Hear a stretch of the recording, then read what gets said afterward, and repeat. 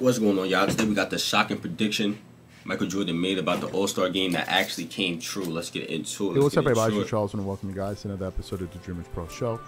We cover everything from sports, hot topics, classic debates, entertainment, subscribe to the channel, and the state of basketball right now. But before we get into it, please make sure you like the video and subscribe to the channel. As y'all know, this was All-Star Weekend. They just finished up, and going into the weekend, there was a lot of concern from NBA fans and people in the NBA community because they were afraid that the game was probably reaching its final point where, the weekend is no longer entertaining, no longer competitive. They're talking about should they get rid of the slam dunk contest, rearrange what days things are, the All-Star game, all of this stuff, right? And I didn't watch the All-Star game. I didn't watch the slam dunk contest, and I didn't watch the three-point skills challenge. I had no idea. Me neither. The three-point at all. For real, bro. I feel somebody has been watching the game for 20 years plus. For the first time, I didn't give a damn. Did not give a damn whatsoever. And for good reason, apparently. The All-Star game,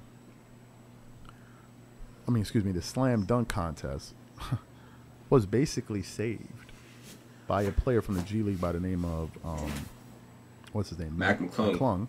And I think he had earned $100,000 in his career. And that night with the prize, he won $100,000. I think it was an indictment on the current stars of the NBA. Good.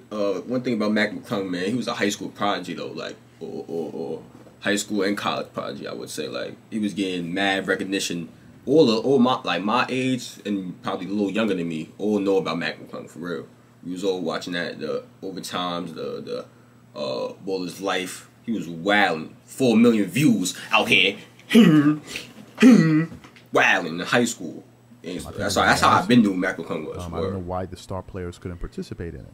I just think that maybe they feel like they're too big for it. Which brings me to a comment that one of our viewers left on the channel when we put up a poll, basically asking our audience the simple question. Thoughts on the NBA All-Star game? First option was total embarrassment, no defense, players don't care. Second option, very fun and entertaining. Third option, don't care. 57% said total embarrassment. Another 30% said don't care. So basically 90% of the people either didn't care or thought it was a waste of time. And 12% thought that it was very fun and entertaining. But one of our viewers that commented on the poll said something that really got me thinking. He said that, if MJ was in the league, he would never go for this. And he said something else. He said, this is the reason why, this is what happens when you give players so much money. So what we want to do is I want to play the quotes that Michael Jordan had, what Michael Jordan had to say about the lack of competition and competitiveness in the NBA back when LeBron formed that super team with the Miami Heat. Take a listen to what Jordan had to say here, and we'll come back and react to it. You seem to have found your game. Yeah, it took me a couple of days, but I was able to find a rhythm to play it. And as you can see, my putting's still suspect, but I've hit some good shots today. All right, in a couple of days now, you put the pinstripe suit back on and become the owner again, go back to work. Are you glad that all of this free agency scramble and the LeBron decision in particular is behind you?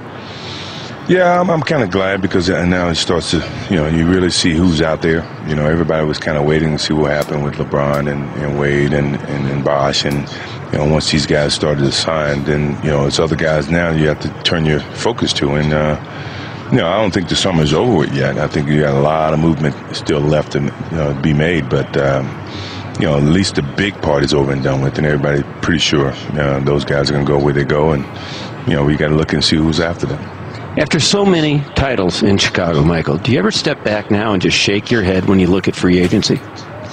In terms of the money that's being given, yeah. Obviously, things have changed. The game's evolved quite a bit. Financially, I think the business changed a little bit. And, who doesn't sit here and think, what if? I'm pretty sure Bill Russell's sitting here, what if he played in the era that we played in? And, I'm no different than, what if I played in this era? Financially, it'd be different. But I think from a competitive standpoint, I think it would be a lot different. Not that, playing against Magic, Bird, Barkley, Ewing all those years wasn't fun, I think.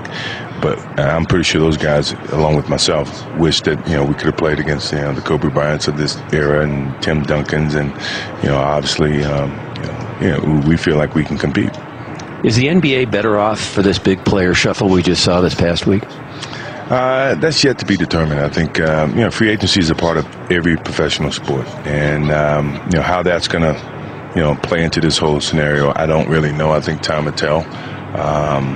It's no way that just hindsight. I would have never called up Larry, called up Magic, and say, hey, let's get together and play on one team. I mean, things are different. I can't say that's a bad thing. I mean, that's the opportunity these kids have today. I mean, in all honesty, I was trying to beat those guys. I don't know if they would have been on my team. If we'd been on our team, obviously, when you look at the dream team, they were on my team, and it wasn't too much of a competitive thing. I'm a competitive guy, and I like to play against competitive players and, see what happens from there. So you heard what he said. I don't really want to focus on what he said about LeBron because I really don't care. What I'm focusing on is the aspect of talking about the contract and competitiveness. Now, here's just the fundamental truth of the matter. Most people are motivated by different things. Usually most people are motivated by money. So usually what happens is when people gain money, some people, the fire in their stomach, the drive that they used to have, goes out of the window once they have that money. They now become complacent, right? That's a fact. They got what they're looking at. They got what they been coveting for all these years, and then some people only care about money. So it means that if there's no money involved, it doesn't really move them, right? It doesn't really move them. They don't feel any sense of responsibility to anything bigger than themselves except their bank account.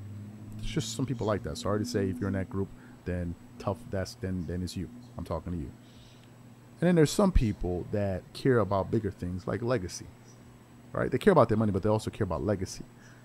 And then you start thinking of players like Kobe Bryant, Michael Jordan, so many other great players LeBron to a certain extent, who really care about their legacy and, the impact on the game. And there's some people that in life, in reality, that care about, okay, what am I adding to my community? What am I adding to my family? What blessing, what benefit am I to the society at large? And there's another school of thought which simply says this: when you give people everything too quickly, they lose motivation. And there's some truth to that. Now, definitely. I'm not talking about, should NBA players be earning this amount of money? No, that's not what I'm saying. What I'm saying is that the passion for the game should still be there, even if you're earning all this money. That's what I'm saying. I'm not saying you should earn less. I'm not saying they should earn less. What I'm saying is that earn as much as you can, but never lose the love of the game and the passion of the game, and also the sense of responsibility to move the game forward. Yesterday was an embarrassment. That's a fact. That game was terrible. I didn't watch it. I saw the highlights because I already knew what it was going to be trash, and it was. In my personal view, somebody that likes to see balanced basketball, that was horrendous. Let me give you guys the halftime score of that game. In the first half, and you tell me if this is actually basketball. The halftime score of that game, okay, was, think about this. In the first half, I think Jason Tatum's team scored 99 points. The other team scored 92. Ridiculous. Like, what are we like? What are we supposed to be saying about this? The second half, one team scored 85-83. Nobody played defense. And to me, some people keep thinking, defense is boring. No, it's not. Defense speaks to you. For real, defense is physical. What you say, bro? I love, how is defense boring? When somebody getting locked up in the park, we getting this shit. What you talking about? How's it boring? It's not boring. Look at this bugging. I don't know who's saying that. They bugging out. They tripping, man. Find out more about how competitive a person is if they're committed to the defensive side of the floor. Let me say that once more.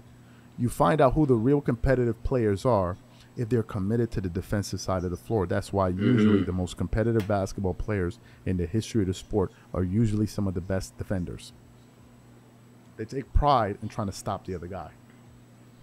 They take pride. Let me give you some competitive guys. Chris Paul. Chris Paul is an extremely competitive guy. Draymond Green, extremely competitive. Kawhi Leonard, he didn't want to join LeBron. He's very, very competitive. LeBron is competitive to an extent. Kobe Bryant, 12-time All-Defensive, 9-time First Team. Michael Jordan, 9-time All-First Team, Defensive Player of the Year. These guys care about stopping guys. They also want to prove to you that I'm better than you. Not, okay, you score, I score. You get a layup, I get a layup. Then we dap it up and we hug it out. The AAU-fication of the NBA. It was terrible. It was terrible to watch. And MJ had a point. What happened to the competitive fire? Where is it gone? Where is it? Nobody plays deep. Like, it would. As somebody that patronizes the game, as somebody that covers the game, it was a total embarrassment, and it was not fun. Michael, get it full. Going on to my next video. Stop doing that. Stop doing that, y'all. Damn. Always going to my next video. Shh. Y'all know about that. Chill. Coming soon. But, turn on post notifications, y'all. I agree 100%. All-Star game was dookie. Straight dookie, but, you know, trash. Whatever you want to call it. Make sure you click on the last reaction, though. Turn on post notifications. Links in the description, man. And I'm out of here.